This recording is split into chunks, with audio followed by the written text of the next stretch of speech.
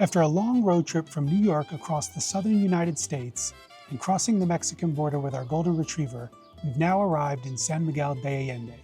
With Christmas just around the corner, the city was already dressed up for the holidays, and it would be our home for the next 6 weeks. Known for its colorful streets, colonial architecture, thriving food scene, and reputation as one of Mexico's most beautiful cities, San Miguel has been high on our list for a long time.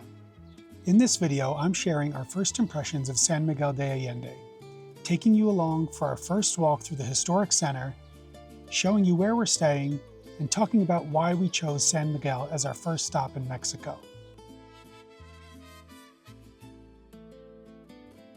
If you have a moment, please give this video a like and subscribe if you'd like to follow along on our Mexico adventure. Now let's explore the city. The afternoon we arrived, we kept things simple.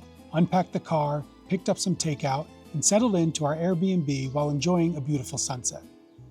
We absolutely loved the community where we stayed. Located about a 10-minute drive or a 45-minute walk from the historic center, it offered a peaceful escape from the busier parts of town while still being close to everything. The complex was beautifully maintained and had great amenities, including a pool, tennis courts, a gym, and a business center. It was also perfect for traveling with our dog.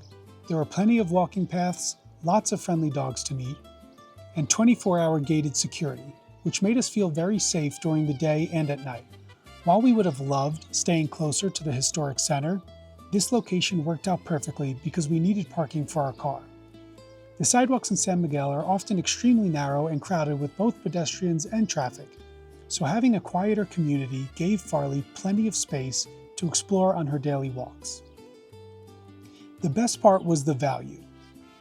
For everything this community offered, we simply couldn't pass up the price of this Airbnb for our entire 6-week stay. I'll save the exact numbers for next week's video, where I'll break down what it actually costs to live in San Miguel de Allende for a month. If we return to San Miguel de Allende, we'll happily stay here again. Residencial El Milagro was a fantastic home base for exploring the city and made our first 6 weeks in Mexico incredibly comfortable. On our first evening exploring the city, we headed straight to the historic center to see the iconic Parroquia de San Miguel Arcángel and watch Jardin Allende come alive as the sun set and the Christmas lights began to glow. The atmosphere was incredible. Families filled the plaza, mariachi bands performed in the square and took song requests, and people gathered at outdoor cafes, restaurants, and food carts. It felt like the entire city was outside enjoying the evening.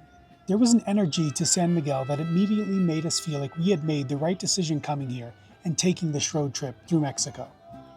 As we wandered through the streets, we found restaurants, cocktail bars, panaderias, cafes, art galleries, and boutique shops around nearly every corner. It felt like you could spend weeks exploring and still discover something new each day. One thing that quickly stood out to us is that San Miguel de Allende feels different from many other Mexican cities. Over the years, it has become one of Mexico's most popular destinations for both international expats and Mexican tourists, especially during the holidays.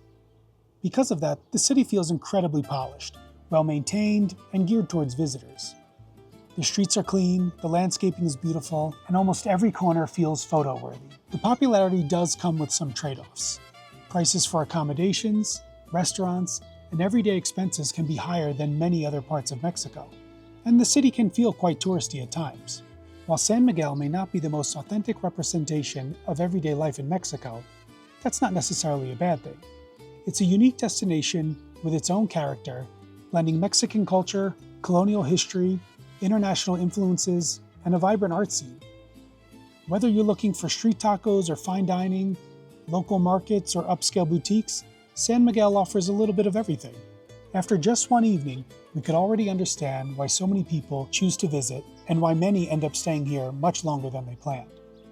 There are a lot of reasons why we chose San Miguel as our first stop in Mexico. For starters, it's consistently ranked one of the most beautiful cities in the world, and it's been on our travel list for years. We knew we wanted to spend a significant amount of time in Mexico City on this trip, and with San Miguel located just 4 hours away, it felt like the perfect place to begin our journey. It also didn't hurt that we'd be here during Christmas and New Year's, which many people consider one of the most magical times of the year to visit. San Miguel has so much of what we love when traveling: a rich history, stunning architecture, a thriving arts community, incredible restaurants, and a few world-renowned cocktail bars. It's kind of the place where you can spend a morning wandering through historic streets, an afternoon in markets or galleries, and an evening having a great meal or enjoying a rooftop cocktail. But beyond the beautiful attractions, San Miguel served another important purpose for us. After driving all the way from New York, we wanted a place where we could slow down, settle into a routine, and ease into everyday life in Mexico. We wanted to shop at local fruterias and mercados, practice our Spanish, and learn how daily life works here, and start building habits we'd need for the next several months. Because San Miguel has a large expat community and is accustomed to international visitors, it felt like a comfortable place to get our bearings before moving to our next location in Guanajuato City, where we'll rely more heavily on our Spanish and navigate places that feel less geared towards visitors. For us, San Miguel was the perfect bridge for being tourists and beginning to live more like locals. And after just a few days here, it felt like we made the right choice. Overall, our first impressions of San Miguel de Allende were better than we expected. Between the beautiful architecture, festive holiday atmosphere, incredible food and cocktail scene, and the welcoming energy throughout the city, it didn't take long for us to understand why so many people fall in love with this place. More importantly, San Miguel turned out to be exactly what we were looking for. A comfortable place to settle in, slow down after a long drive from New York, and begin adjusting to daily life in Mexico. It was the perfect stop for our journey, and we're excited to spend the next several weeks continuing to explore everything this city has to offer. In next week's video, I'll be breaking down what it costs to live in San Miguel de Allende for a month, including our accommodations, restaurants, gas, groceries, and medical expenses. We also took the advantage while being here to get our annual checkups. So I'll share what those appointments cost and what our experience with healthcare in Mexico was like. So if you're curious what it really costs to spend an extensive amount of time here, don't miss that video. And if you enjoyed this video, please give it a thumbs up and subscribe to my channel and follow along as we journey through Mexico. Thanks so much for watching, and I'll see you in the next one.